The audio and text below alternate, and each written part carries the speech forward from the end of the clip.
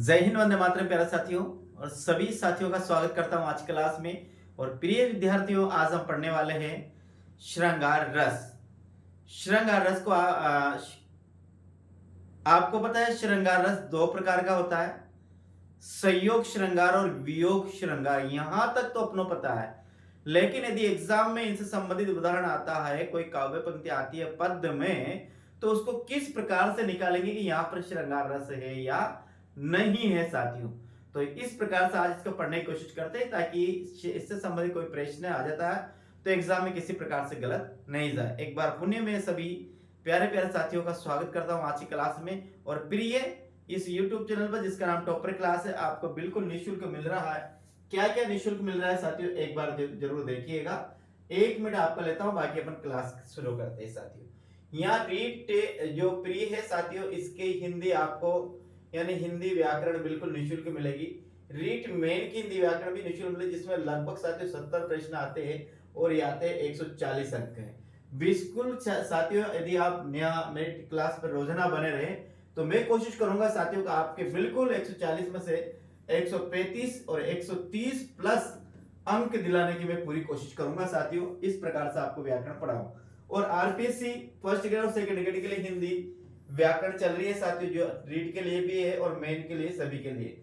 हिंदी साहित्य का इतिहास, काव्य शास्त्र, इसके बाद साथियों शिक्षण विधियां, भाषा विज्ञान, और साथ ही साथ साथियों बहुत जल्द जीके की टेस्ट सीरीज शुरू होने वाली है, जो लगभग विगत है पर 20 वर्षों में जो प्रश्नों में 20 वर्षों विगत 20 वर्षों में एग्जाम में जितने भी क्वेश्चन आए हैं, राजस्थान के जितने भी एग्जाम हुए, आर्य से लेकर छोटे से पटवारी के एग्जाम तक, बाबू के एग्जाम तक, सभी को साथियों यहाँ पर रिवीजन करेंगे।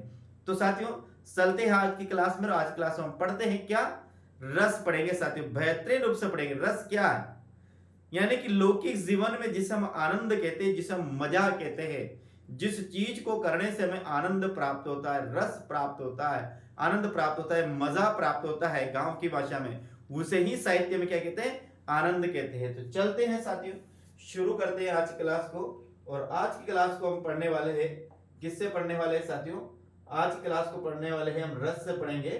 रस से शुरू करेंगे साथियों आज की क्लास को। अपन देखिएगा प्रिय साथियों, अपन पढ़ेंगे रस। और आज देखो अपन ने स्थायी भाव, विभाव, अनुभव और संचारी भाव सब कुछ अपने समाप्त हो चुका है। अब अपने चलते हैं साथियों रस के प्रकार चलेंगे। जो रस के प्रकार में पहला प्रकार अपना चलेगा साथियों, वह आता है अपना, कौन सा आता है, श्रृंगार रस आता है। देखिएगा ये श्रृंगार रस पढ़ेंगे अपन बिल्कुल साथियों। देखिए बात करते हैं यहाँ पर श्रृंगार रस की। तो यहाँ पहली बात तो अपन देखते हैं व्याकरण दृष्टि से शुद्ध श्रृंगार लिखा हुआ है, वह यही शुद्ध श्रृंगार है साथियों। जो श्रृंगार लिखा हुआ यही शुद्ध है, यानी श्रृंगार यही शुद्ध है। यदि इस प्रकार से श्रृंगार आता है अपना, तो ये क्या है, अशुद्ध है। और एक श्रृंगार तो ये शुद्ध है साथियों, और एक श्रृंगार ये भी शुद्ध है। ये दोनों प्रकार के शुद्ध है साथियों। बाकी ये जो श्रृंगार है ये व्याकरण दृष्टि से क्या है, अशुद्ध श्रृंगार है। अब देखिए साथियों, विभाव, अनुभव वे संचारी भावों से परिपुष्ट रति नामक स्थायी भाव क्या कहलाता है, श्रृंगार रस कहलाता है। रति का अर्थ होता है साथियों प्रेम होता है। क्या होता है, प्रेम होता है। रति का अर्थ प्यार होता है। रति का अर्थ जिसे हम लव कहते हैं। तो विभाव, अनुभव और व्यभिचारी भावों के संयोग से जिस रस की हमें प्राप्त होती है, हाँ, रति नामक जिस स्थायी भाव की हमें प्राप्त होती है, रति नामक जिस स्थायी भाव की हमें प्राप्त होती है, उसे क्या कहते हैं, श्रृंगार रस कहते हैं। विभाव, विभाव करते साथियों कारण, विभाव करते कारण, अनुभव करते साथियों कार्य, और संचारी भाव करते साथियों पोषक तत्व। क्या है, पोषक तत्व, यानी कि कारण से कार्य होता है और पोषण प्रदान करने वाले। जब साथियों जो सुषुप्त अवस्था में जीवन पर्यंत वासना के रूप में अपने हृदय में, मानव हृदय में जो रस विद्यमान होते हैं, उन रसों को जगाने के लिए विभावों की आवश्यकता पड़ती है। और जब ये विभाव के माध्यम से जाग जाते हैं तो ये अनुभव के रूप में कार्य करते हैं। इनको जो पोषण प्रदान करने वाले होते हैं वो क्या होते हैं, संचारी भाव होते हैं साथियों। पहले भाव विभाव की बात करते हैं अपन। एक और आता है साथियों स्थायी भाव। स्थायी भाव की संख्या कितनी है, 9 है। अनुभाव की संख्या कितनी है साथियों, विभाव की भाव, हाँ, स्थायी भाव की संख्या क्या है, स्थायी भाव, स्थायी भावों की संख्या है 9। तो साथियों अनुभावों की संख्या कितनी है, अनुभावों की संख्या है 4। और 4 को बांटा गया है साथियों, किस किस में बांटा गया है, 4 को देखिएगा, ये चार कौन कौन सकते हैं? पहला होता है साथियों कायिक अनुभव, यानी शरीर से संबंधित जो कार्य किए जाते हैं। दूसरा होता है वाचिक अनुभव, यानी वाणी से जो कार्य किए जाते हैं। तीसरा होता है साथियों आहार्य अनुभव, यानी कि कपड़ा आदि से अनुभव। और एक होता है साथियों संचारी सात्विक अनुभव। क्या होता है? चौथा होता है सात्विक अनुभव। और ये सात्विक अनुभव कितने प्रकार के होते हैं? 8 प्रकार के होते हैं साथियों। यहां तक अपने क्लास को खत्म कर लिया था।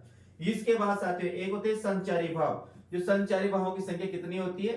33 होती है संचारी भाव। तो यहां तक अपन पढ़ चुके थे, अब आगे बढ़ते हैं। आज अपन पढ़ने वाले हैं श्रृंगार रस। श्रृंगार रस को रसों का राजा या फिर इससे साथियों रस राज भी कहा जाता है। श्रृंगार रस को रसों का राजा या रस राज भी कहा जाता है। रस राज किसने? आचार्य भोज ने श्रृंगार रस को क्या कहा? रसों का राजा कहा। किसने कहा? आचार्य भोज ने श्रृंगार रस को रसों का राजा या रस राज कहा है साथियों। आगे बात करते हैं। क्योंकि रति भाव की व्याप्ति संसार के समस्त प्राणियों में पाई जाती है, वो साथियों लौकिक प्राणियों या अलौकिक प्राणियों, यानी कि वो पशु पक्षी जानवर मानव दानव देवता भगवान, जो भी व्यक्ति जिसके अंतःकरण में जान है, उन सभी के अंदर रति भाव की व्याप्ति पाई जाती है, प्रेम पाया जाता है। और जिसके हृदय में प्रेम पाया जाता है, यानी संसार के समस्त प्राणियों के हृदय में क्या पाया जाता है? रति नामक स्थायी भाव पाया जाता है, यानी प्रेम पाया जाता है। तो इसलिए साथियों किसको? श्रृंगार रस को ही रसों का राजा कहा गया है। दूसरी बात एक और है साथियों। दूसरी बात क्या है? आगे देखिए।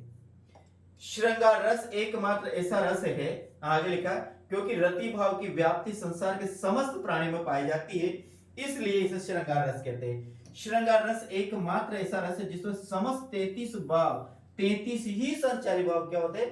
संचरित होते हैं। संचारी भाव ये साथियों किसके? रस के अवयव 4 है, उनमें एक ये भी है। रस के अवयव 4 कौन कौन से है साथियों? एक रस का अवयव है साथियों स्थायी भाव है। स्थायी भाव के बाद दूसरा है साथियों विभाव है। विभाव तीसरे की बात करते हैं साथियों तो अनुभव है, अनुभव। और चौथे की बात करते हैं साथियों तो वह है संचारी भाव। इस प्रकार से बात करते हैं तो रस के कितने अंग होते हैं? रस के अंगों की संख्या की बात करते हैं साथियों तो रस के अंग 4, ये रस के अंग है। और आचार्य भरत मुनि ने जो रस सूत्र दिया, विभाव अनुभव व्यभिचारी संयोगात, रस निष्पत्ति इसमें 4 ही है साथियों, विभाव अनुभव और व्यभिचारी या संचारी भाव, ये बाद में जोड़ा गया है। आगे बात करते हैं। श्रृंगार रस के 2 भेद होते हैं, 2 उपभेद होते हैं। कितने उपभेद होते हैं साथियों?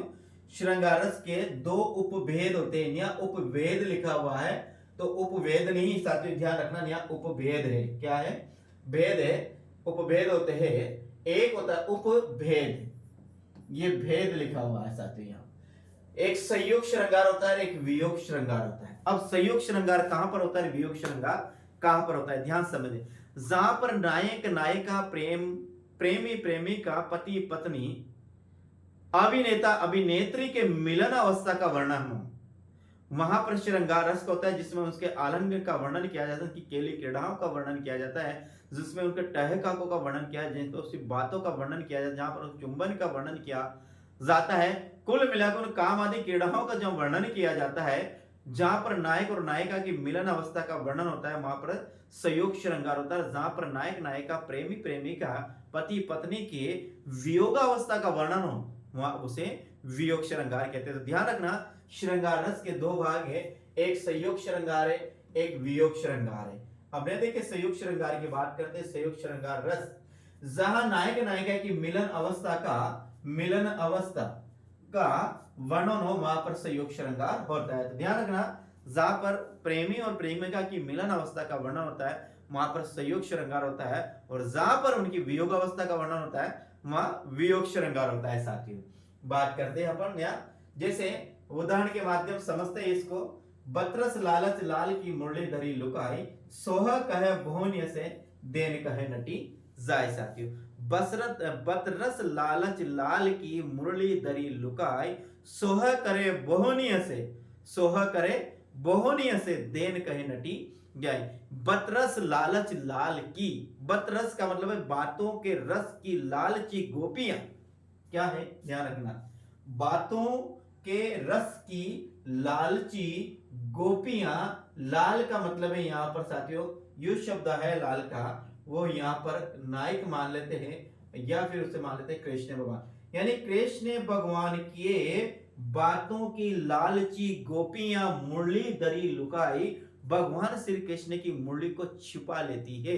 लुकाने छुपाना क्या होता है, छुपाना, उनकी मुरली को क्या कर लेती है, वो छुपा लेती है साथियों, उनकी मुरली को क्या करती है, छुपा लेती है। और जब कृष्ण भगवान उस मुरली के बारे में पूछते हैं कि वह मुरली कहाँ है, तो कहती सोह कहे, ने लिखा है आगे, सोहे कहे, कभी वो सौगंध खाती कि हे गोपाल, हे कृष्ण तेरी सौगंध खाती हूँ कि ये मेरे पास नहीं है, वहां से। और कभी कभी वह आपस में गोपियां एक दूसरे की तरफ देखती है और ये आंखों ही आंखों की पुतलियों से मुंहों से वह हंसना आरंभ करती है कि किस प्रकार से हम श्री कृष्ण की बातों का मजा आ रहा है, किस प्रकार से हम इस लालच इनको पागल बना रहे, ऐसे देखकर वो उनका बड़ा आनंद लेती है, मजा लेती है। और इसी आनंद को साथियों साहित्य में क्या कहते हैं, रस के नाम से इसे जाना जाता है साथियों। देन कहे नटी जाए, और जैसे ही देन को कहते हैं भगवान श्री कृष्ण के, है गोपियों मैं एक छोटा सा बालक और आप मदमस्त गोपियां हो, मुझे क्यों परेशान कर रही हो माता, मेरा घर पर इंतजार कर रही है माता, मेरा प्रतीक्षा कर रही है कि मेरा लाल कहाँ गया, कब आने वाला है। ऐसे वो कहता है तो गोपियां मना कर देती कि तेरी सो, हे गोपाल, हे कृष्ण, तेरी सौगंध खाती है कि मेरे पास मुरली नहीं, क्योंकि उनको बातों में मजा आ रहा है। तो यहाँ पर क्या है, संयोग श्रृंगार का वर्णन है, जहां पर नायक और नायिका की मिलन अवस्था का वर्णन होता है। उनकी मिलन अवस्था क्या होता है, हिंदी साहित्य का विद्यार्थी जानता है साथियों। वीर्य अवस्था के बाद मिलन अवस्था आती है, उस मिलन अवस्था का जहां पर वर्णन होता है वहां पर श्रृंगार रस होता है। श्रृंगार रस को रसों का राजा भी कहा जाता है। क्या कहा जाता है, रसों का राजा भी कहा जाता है साथियों। देखिए तो ये है, यहाँ देखिए आश्रय नायिका है, आश्रय कौन है, नायिका। आलंबन भगवान श्री कृष्ण नायक है, अनुभव है मुरली को छुपाना, अनुभव है साथियों, या उद्दीपन है। अनुभव क्या किसे, आश्रय की चेष्टाओं को क्या कहते हैं साथियों, अनुभव कहा जाता है। आश्रय की चेष्टा को क्या कहा जाता है, अनुभव। तो आश्रय क्या है, आश्रय क्या है साथियों, नायिका है, तो नायिका द्वारा भगवान श्री कृष्ण की मुरली को छुपा लिया है, तो ये क्या हुआ, अनुभव हुआ। उद्दीपन क्या है, बतरस और वेणु वादन साथियों, बतरस और वेणु वादन, बातों का करना, ये क्या है, रस दशा को और ज्यादा पुष्ट करता है, जो उद्दीपन होते हैं उसे।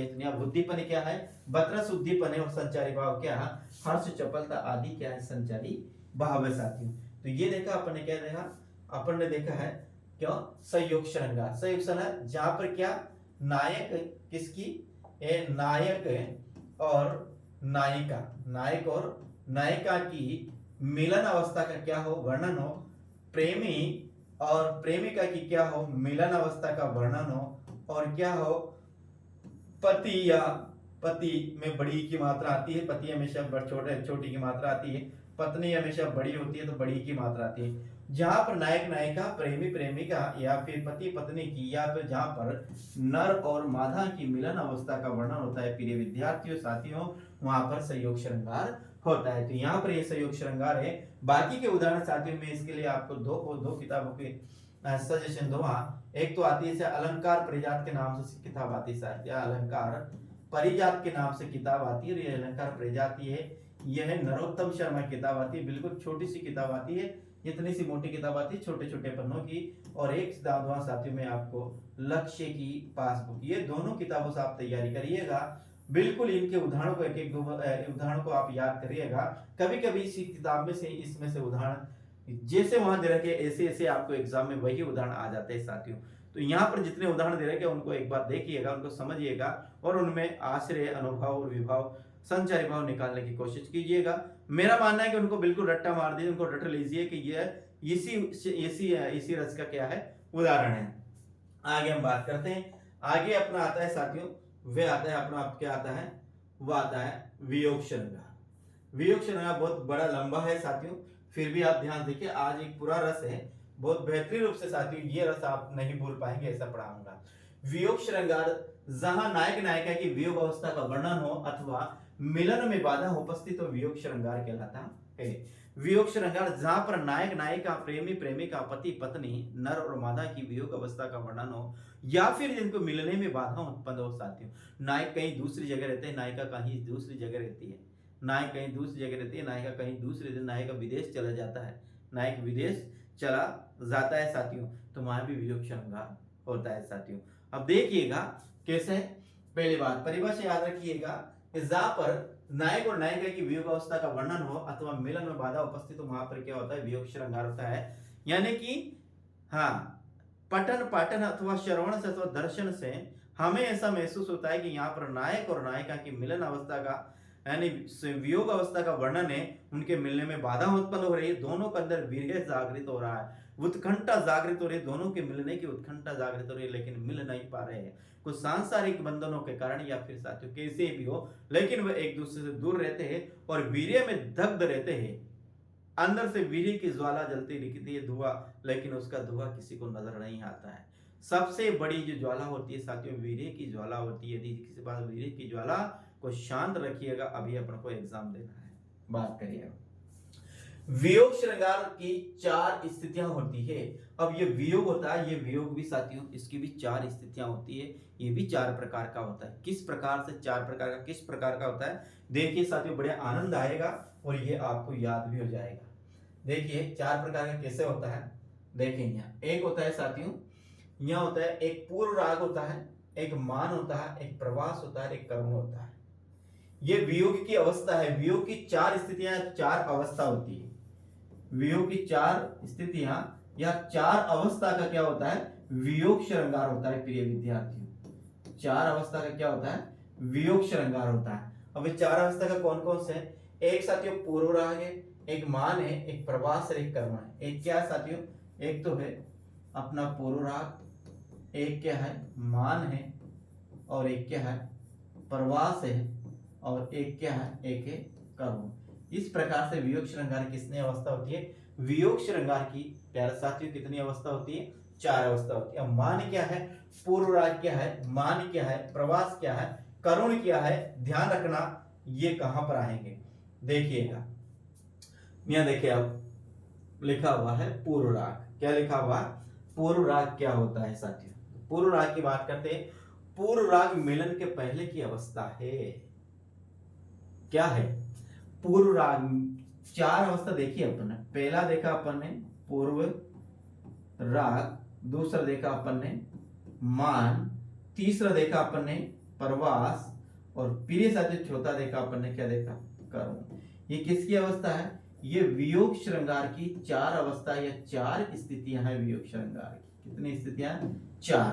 पूर्व राग, तो इसमें से 3 में से जो पहला होता है ये मिलन के पहले की अवस्था का जहां पर वर्णन होता है साथियों, वह पूर्व राग कहलाता है।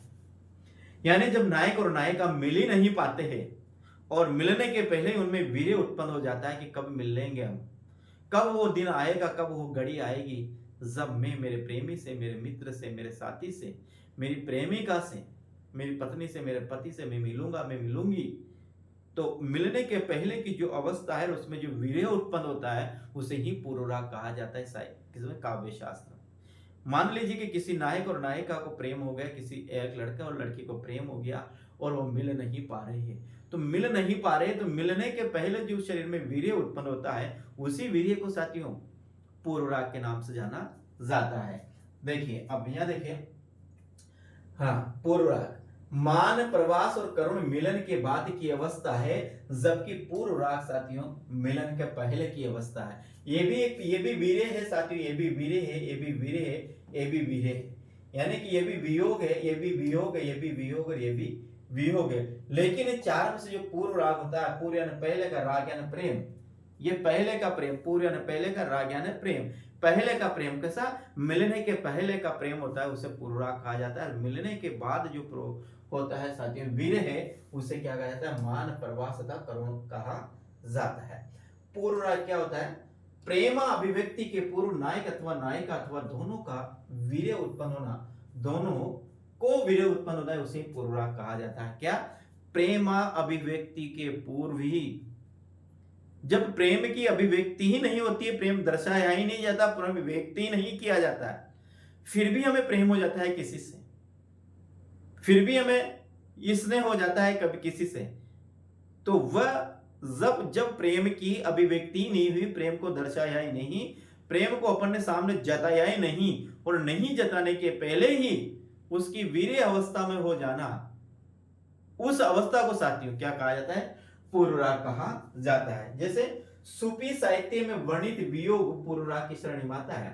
अपन पढ़ते हैं साथियों रीतिकाल, और रीतिकाल में फिर रीति मुक्त, रीति सिद्ध और रीति भक्त, ये है भक्ति साहित्य।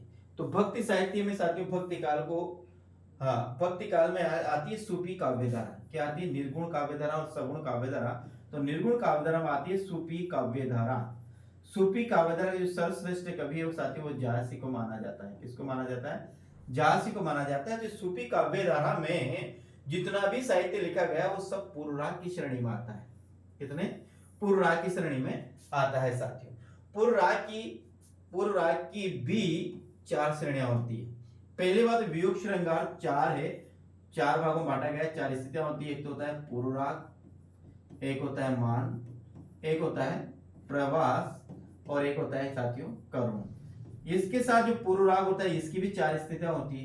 कितनी होती है? पूर्व राग की भी 4। और पूर्व राग की 4 स्थितियां कौन कौन सी साथियों?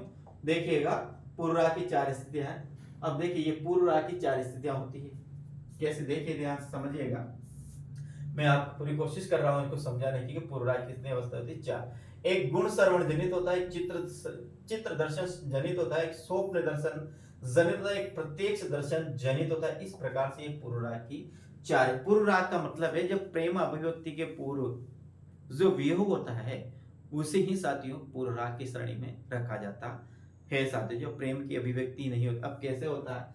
एक होता है गुण श्रवण से। कैसे? हम किसी के गुणों का श्रवण करके, गुणों को सुनकर उन गुणों के माध्यम से हमें उसके प्रति प्रेम हो जाना, और उस प्रेम में इस प्रकार से वीर्य दग्ध हो जाना, इस प्रकार वीर्य उत्पन्न होना अपने अंतःकरण में कि हम उसे मिलने के लिए उत्कंठित हो जाए, वह पूर्व राग की श्रेणी में आता है। क्या? यानी कि किसी को गुणों को सुनकर उसके गुणों के माध्यम से ही उस प्रेम पात्र के प्रति हमें प्रेम हो जाए, उस प्रेम पात्र से हमें इश्क हो जाए, तो उसे क्या कहते हैं? गुण श्रवण जनित कहते हैं। कई बार होता है जब किसी लड़का लड़की की सगाई की बातें चलती रहती है, सगाई में फिर उनके गुणों का वर्णन किया जाता है, गुणों को बड़ा चढ़ाकर भी बताया जाता है। तो उन गुणों से सुनकर ही कभी कभी गुणों के माध्यम से व्यक्ति को प्रेम हो जाता है कि वाह यार इतने गुण है, यदि ऐसे गुण है तो उससे मेरी सगाई, मेरी शादी क्यों नहीं हो सकती। तो उन्हें कहा जाता है गुण श्रवण जनित से भी पूर्व राग होता है। एक चित्र दर्शन से हम किसी का चित्र देखते हैं और उस चित्र को देखने पर उसकी सुंदरता हमें मोहित कर लेती है, वह सुंदरता हमें लुभा लेती है, हमारे हृदय को खींच लेती है चुंबक की तरह। चित्र, अधिकतर जो प्रेम होता था पहले वो चित्र दर्शन से ही होता था साथियों। चित्र भेजा जाता था और चित्र में पसंद आ जाता था कि ये इस प्रकार की है, और अक्सर अभी भी जो होता है साथियों वह चित्र के माध्यम से होता है। अब व्हाट्सएप में एक के दूसरी तरफ अपने शेयर किया, ये उसका फोटो शेयर किया, फोटो शेयर किया, वाह यार क्या सुंदर है, क्या सी है मेरी, काश मेरी ये पत्नी होती, काश में इससे मेरी शादी हो जाती, तो बड़ी सुंदर है साथियों। तो चित्र दर्शन से जब उसका चित्र देख लेते हैं तो चित्र दर्शन से भी वीर्य उत्पन्न होता है, ये पूर्व राग की श्रेणी है। एक स्वप्न दर्शन से चित्र, ये कभी कभी क्या होता है जो सूफी साहित्य, कई साहित्य में देखने मिलता है कि अधिकतर जो होता है वो स्वप्ने में प्रेम हो जाता है। किसमें? स्वप्ने में प्रेम हो जाता है। स्वप्ने में एक वो सुंदर नायिका का, सुंदर प्रेमिका का, सुंदर लड़की का, सुंदर गौरांग नायिका का, गजगामनी नायिका का, मृगनयनी नायिका का, चंद्रमुखी चंद्रवदन नायिका का वह स्वप्ने में दर्शन करता है, और स्वप्ने में दर्शन करने, स्वप्ने में उससे वो मिलता है, स्वप्ने में उससे बातें करता है, स्वप्ने में उसे देखता है, और जैसे ही नींद खुलती है तो वो, जैसे भगवान श्री कृष्ण का देव का एक वर्णन आता है कि जीनी जीने गहर गहर गगन में घटा छाई, जीनी जीनी बूंद पड़ती है मानो गगन ते, यानी आसमान में काले काले घने घने गहरे बादल छाए, उन गहरे बादलों में से पतली पतली सी बूंदे आसमान से गिर रही है। ऐसे समय है सकी मोहन ने आकर मुझसे कहा, श्री कृष्ण भगवान ने आकर मुझसे कहा कि चल झूला झूलन झूलन को चले, चल झूला झूलन को चले, यानी गोपी इस प्रकार से स्वप्न देख रही थी और गोपी के स्वप्न में ही भगवान श्री कृष्ण ने गोपी की उंगली पकड़ी और उसको नींद में ही जगाया। तो वह स्वप्न में जग जाती है, लेकिन जब वो जगती है तो क्या कहती है, ना तो मोहन है ना ही ना तो आगे पंक्ति, आप आगे पंक्ति आती है वो मुझे याद नहीं आ रही सर, तो आ रही है, ऐसी ही बूंदे चाहिए मेरे द्रगन में। यानी कि ना तो मुझे भगवान श्री कृष्ण का नजर आया, ना वो कोई नजारा, वह सुंदर प्राकृतिक नजारा भी नहीं आया, लेकिन जैसे मैं उठी तो जो वो बूंद, आसमान में बादल की बूंदे तो नहीं थी, लेकिन जो आसमान से बादल की बूंदे गिर रही थी वो तो नहीं थी, लेकिन मेरी आंखों से आंसू गिर रहे थे। तो ये होता है स्वप्न दर्शन। तो स्वप्न दर्शन से भी प्रेम होता है। एक होता है प्रत्यक्ष दर्शन, हम किसी को प्रत्यक्ष रूप से देख लेते हैं। किससे? प्रत्यक्ष रूप से देख लेते हैं। प्रत्यक्ष रूप में साथ ही उसकी चाल, उसकी ढाल, उसका रूप, उसका रंग, उसका आकार, उसके कपड़े आदि को देखकर बड़े हमें मोहित कर लेते हैं। और मोहित करने के बाद साथियों जो प्रेम उत्पन्न होता है उसे प्रत्यक्ष दर्शन जनित प्रेम कहा जाता है। तो ये पूर्व राग की 4 श्रेणियां। कितनी है? पूर्व राग की 4 श्रेणियां। अब आगे बात करते हैं हम। अब पहला आता है साथियों मान। क्या आता है? पहला आता है अपना मान। अब मान किसे कहते हैं? यहां देखिए, जहां परस्पर मन मुटाव के कारण वियोग हो, जहां पर नायक नायिका में परस्पर आपसी तालमेल नहीं बैठ पाता है, उनमें सहयोग नहीं हो पाता है, किसी कारणवश एक दूसरे के मान की वजह से, यानी कि उनका मान, उनके सम्मान को ठेस पहुंचती है और सम्मान के ठेस पहुंचने के कारण साथी एक दूसरे से अलग हो जाते हैं, उसे ही मान कहा जाता है। जैसे बीसल देव रासों में राजमती का वियोग। बीसल देव रासो जिसे विग्रह चतुर्थ भी कहा जाता है। विसल देव रासो जिसे विग्रह चतुर्थ भी कहा जाता है। विसल देव रासो में जिसकी पत्नी का नाम है राजमती।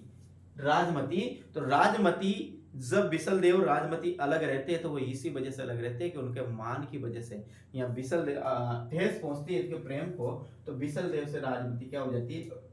अलग हो जाती है। यानी कि बिसल देव रासों में राजमती और बिसल देव का जो वियोग वर्णन है साथियों वो मान की श्रेणी में आता है। एक के बाद बात करते हैं प्रवास। जहां प्रियतम किसी कारणवश विदेश में हो और फिर नायक नायिका वीर्य दशा में रहती है, या नायक भी उस नायिका के मिलन की उत्कंठा में उसके हृदय में भी वीर्य जागृत होता है, तो वहां पर क्या होता है? वहां पर प्रवास होता है। प्रवास का मतलब है जहां नायक और नायिका एक दूसरे से दूर हो, एक दूसरे से बहुत दूर हो, जिनको मिले हुए कई दिन या कई वर्ष हो गए और मिलन की तीव्र इच्छा उनके हृदय में जागृत हो रही है, तो वह कहलाती है साथियों, क्या कहलाती है? प्रवास। जैसे पद्मावती में नागमती का वियोग। पद्मावती में नागमती का वियोग। ये पद्मावती साथियों ये झांसी का है। पद्मावती ये झांसी। सर्वप्रथम जो 12 मासा वर्णन पद्धति का, किसका? 12 है मासा वर्णन पद्धति का प्रयोग किया गया है प्रिय विद्यार्थियों। वे किसमें किया गया है? पद्मावत में ही सर्वप्रथम 12 मासा का वर्णन किया गया है। और 12 मासा जो शुरू होता है साथियों वो आषाढ़ माह से शुरू होता है। 12 मास का मतलब है वर्ष में 12 महीने होते हैं, तो 12 महीने में इसमें नायिका की वियोग दशा का वर्णन किया गया है। और ध्यान रखना हिंदी साहित्य में कि 12 मासा वर्णन पद्धति का जो सर्वप्रथम ग्रंथ है साथियों वो पद्मावत है। पद्मावत है साथियों ये अवधी भाषा में लिखा गया, पर ध्यान रखना पद्मावत है ये किसमें? ठेठ ग्रामीण भाषा में लिखा गया है। और जासी जो तुलसीदास का रामचरितमानस है प्रिय विद्यार्थियों ये भी अवधि में है, लेकिन ये शुद्ध परिष्कृत अवधि में लिखा गया है। यही दोनों में समानता है कि दोनों अवधि में लिखे गए, और यही दोनों में ऐसा मानता है कि दोनों जासी की अवधि है वो ग्रामीण भाषा की अवधि है, तुलसी की अवधि है वो नागरी अवधि है, शुद्ध अवधि है, परिकृत अवधि की अवधि है, मानक अवधि है साथियों। यही दोनों में क्या है? समानता। तो जहां प्रीतम किसी कारणवश विदेश में हो, जैसे पद्मावत में नागमती का वियोग, यह आता है साथियों प्रवास की श्रेणी में। करुण का मतलब है जहां प्रियतम की मृत्यु हो जाए अथवा मिलने की संभावना ही नहीं हो। जहां या तो प्रियतम की मृत्यु हो जाए, या नायक की मृत्यु हो जाए, नायिका की मृत्यु हो जाए, जहां पर उसके मिलने की कोई संभावना ही नहीं हो, भविष्य में कभी ऐसा लगता है कि उससे तो मैं मिल ही नहीं सकती हो, तो ऐसा कहीं पर वर्णन आता है साथियों, तो वहां पर क्या होता है? वहां पर करुण वियोग श्रृंगार की करुण दशा है। जैसे जयद्रथ वध में उत्तरा का वियोग। जयद्रथ वध जो नाटक है, यहाँ पर जयद्रथ की मृत्यु होने पर उसके वियोग में जो उत्तरा विलाप करती है साथियों, जो रोती है, तो वह आता है करुण की दृष्टि में, क्योंकि नायक की मृत्यु होने पर या नायिका की मृत्यु होने पर उसे दोबारा प्राप्त नहीं किया जा सकता है। तो मृत्यु पर जो वियोग उत्पन्न होता है वह करुण की श्रेणी में आता है साथियों। इस प्रकार से आप अपन ने क्या पढ़ा है आज, ये पढ़ा अपन ने हाँ, ये अपन ने पढ़ा है क्या, श्रृंगार रस। क्या पढ़ा है साथियों, ध्यान रखना, अभी अपन ने जो पढ़ा है वो पढ़ा है श्रृंगार रस। क्या पढ़ा है अपन ने, जो पढ़ा है प्रिय साथियों, वो पढ़ा है अपन ने, क्या पढ़ा है, श्रृंगार रस पढ़ा है। देखिएगा अपन ने पढ़ा है श्रृंगार, जहां पर नायक नायिका की क्या हो, श्रृंगार रस में विवाह अनुभव और व्यभिचारी संयोग से किस भाव की, रति नामक जो स्थायी भाव की व्याप्ति होती है, किसकी होती है, वे अपन ने पढ़ा है श्रृंगार रस। श्रृंगार रस पढ़ा है। श्रृंगार रस में जो स्थायी भाव होता है वो क्या होता है, रति होता है। श्रृंगार रस के दो भेद है, एक साथियों क्या है, वियोग श्रृंगार है, और दूसरा है साथियों संयोग श्रृंगार। कौन सा है, या पहले अपन संयोग श्रृंगार लिखते हैं, लेकिन मैंने ऊपर नीचे कर दिया है, ठीक है। संयोग श्रृंगार जहां पर नायक और नायिका की मिलन अवस्था का वर्णन, किसके मिलन अवस्था का वर्णन हो, उसे साथियों क्या कहते हैं, संयोग श्रृंगार कहते हैं। और जहां पर नायक नायिका की क्या वियोग अवस्था का वर्णन हो, किसका, वियोग अवस्था का वर्णन हो, वहां पर वियोग श्रृंगार होता है। फिर जो वियोग श्रृंगार है साथियों, इसके दो भेद होते हैं। वियोग श्रृंगार इसकी चार स्थितियां होती है। क्या होती है, एक प्रवास होता है, पहले मान होता है साथियों, क्या होता है, मान होता है, मिटाओ सब मिट जाएंगे ये, अपन देखते हैं वियोग अवस्था। वियोग की चार स्थितियां होती है, वियोग अवस्था की चार स्थितियां। पहला है साथियों, वियोग भी चार से होता है। एक है साथियों, पहला पूर्व राग है, पूर्व राग, एक मान है, एक क्या है, प्रवास है, और एक क्या है, करुण है, ठीक है। इसके बाद जो पूर्व राग होता है, ये की चार स्थितियां, पूर्व राग की भी चार स्थितियां होती है। क्या, एक होता है साथियों गुण श्रवण, एक चित्र के माध्यम से होता है, एक सौंपने के माध्यम से होता है, और एक होता है प्रत्यक्ष दर्शन के माध्यम से। तो ये जो पूर्व राग होता है साथियों, ये पूर्व राग, मान और प्रवास और करुण, ये वियोग अवस्था, चार प्रकार के वियोग होता है, ये चार प्रकार वियोग है। और पूर्व राग भी साथियों ये तीन प्रकार। ये पूर्व राग होता है, ये मिलन के पहले की अवस्था का वर्णन होता है। इसमें मिलन के पहले की अवस्था होती है, पहले की अवस्था होती है, और बाकी और चार है ये मिलन के बाद की अवस्था है, मान, प्रवास। और देखा बिसल देव रासो में जो राजमती है साथियों, कई बार प्रश्न आया है कि बिसल देव रासो की नायिका है तो राजमती है। प्रवास में साथियों यहाँ पर नागमती का वियोग आता है, और न्याय साथियों करुण में किसका आता है, उत्तरा का वियोग आता है। तो इस प्रकार से आपको आज पढ़ना पड़ा, क्या पढ़ा, श्रृंगार रस। कैसा लगा साथियों, ये मुझे आप कमेंट के माध्यम से जरूर पता कर जाएगा। बिल्कुल साथियों इस दबाकर शेयर कर दीजिए इस क्लास को। उम्मीद करता हूँ साथियों कि आपको क्लास बेहतरीन लगी होगी। कैसी लगी कमेंट के माध्यम से जरूर पता कर जाइएगा साथियों। और आपको किसी प्रकार की कोई भी दिक्कत आती है साथियों किसी चीज में, तो ये मेरा नंबर है साथियों, इस नंबर पे आप मैसेज कर सकते हो, व्हाट्सएप से मैसेज कर सकते हो साथियों।